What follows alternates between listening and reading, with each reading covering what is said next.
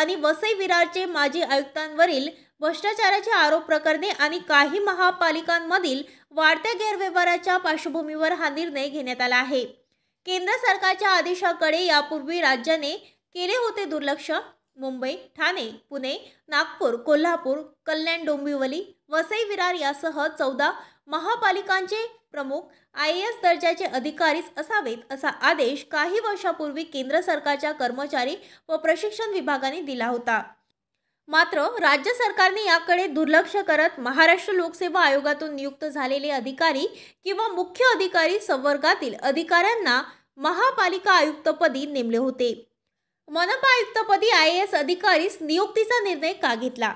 मीरा भाईदर महापालिकेत तर तत्कालीन मुख्यमंत्री एकनाथ शिंदे यांच्या 2 वैयक्तिक सचिवांची आयुक्तपदी नेमणूक झाली होती। त्यापैकी दिलीप धोले यांच्यावर 2023 मध्ये मनी लॉन्ड्रिंग प्रकरणात ईडीने चौकशी केली। माजी वसई विरार आयुक्त अनिल पवार यांनाही भ्रष्टाचार प्रकरणी ईडीने अटक केली होती। ते राज्यसेवा अधिकारी असून नंतर त्यांना IAS दर्जा देण्यात आला। नाशिकचे आयुक्त कैलाश जाधव यांच्यावरही अलीकडे गैरव्यवहाराचे आरोप झाले होते। मुख्यमंत्री पदाची सूत्रे हाती घेतल्यापासून फडणवीसांचे IAS अधिकाऱ्यांना प्राधान्य। मुंबई, पुणे, ठाणे, नागपूर सारख्या A व B वर्गातील महापालिकांना IAS आयुक्त असणे बंधनकारक आहे।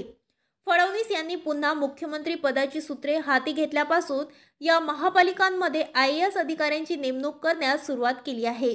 अकोला, अहमदनगर, भिवंडी, निजामपूर सारख्या काही महापालिकांना IAS अधिकारी देणे शक्य नसेल तरी जास्तीत जास्त महापालिकांमधील IAS आयुक्त नेमण्याचा प्रयत्न होईल असे सामान्य प्रशासन विभागातील अधिकाऱ्यांनी माध्यमांशी बोलताना सांगितले। महाराष्ट्र न्यूज लाईव्ह मुंबईसाठी दिलीप कुमार चव्हाणसह कॅमेरामॅन ज्ञानेश्वर चव्हाण, मुंबई।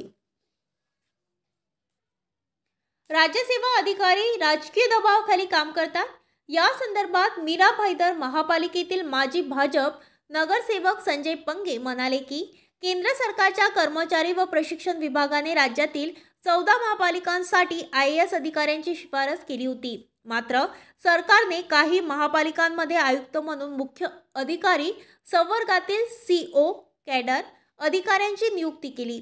मीरा भाईदरमध्ये तर आयुक्त CO कॅडरमधील नव्हते। त्यामुळे त्यांचा कार्यकाळ सर्वाधिक वादग्रस्त आणि भ्रष्टाचाराने ग्रासलेला ठरला। राज्यसेवा अधिकारी राजकीय दबावाखाली काम करतात आणि त्यांच्या आदेशाचे पालन करतात, त्यामुळे शहराच्या विकासाला बाधा येते। महाराष्ट्र न्यूज लाईव्ह मुंबईसाठी दिलीप कुमार चव्हाणसह कॅमेरामॅन ज्ञानेश्वर चव्हाण, मुंबई। नांदेड जिल्हा परिषदेच्या CEO यांना अश्लील मेसेज, प्रशासन अधिकाऱ्यांवर निलंबनाची कारवाई। नांदेड जिल्हा परिषदेत कार्यरत असलेल्या एका कनिष्ठ प्रशासन अधिकाऱ्याने केलेल्या असभ्य आणि धमकीवजा वर्तनामुळे एकच खळबळ उडाली आहे।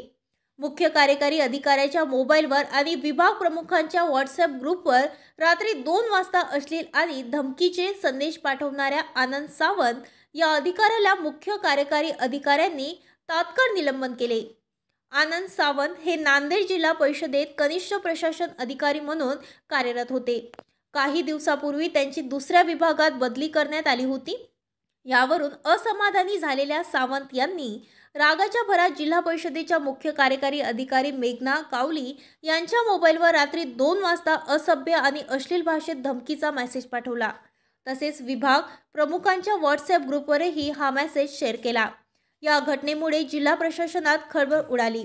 मुख्य कार्यकारी अधिकारी मेघना कावली यांनी या कृत्याची गंभीर दखल घेत आनंद सावंत यांचे निलंबन करण्यात आले।